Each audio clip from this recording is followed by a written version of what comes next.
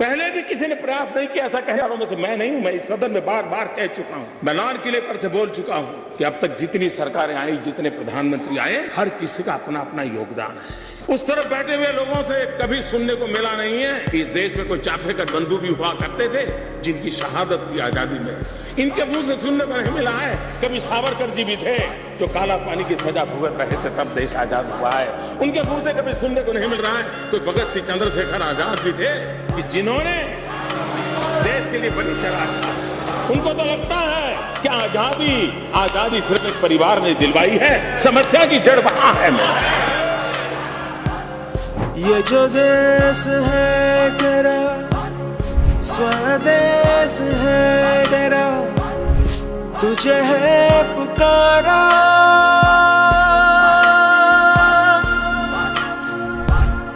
ये वो बंधन है जो कभी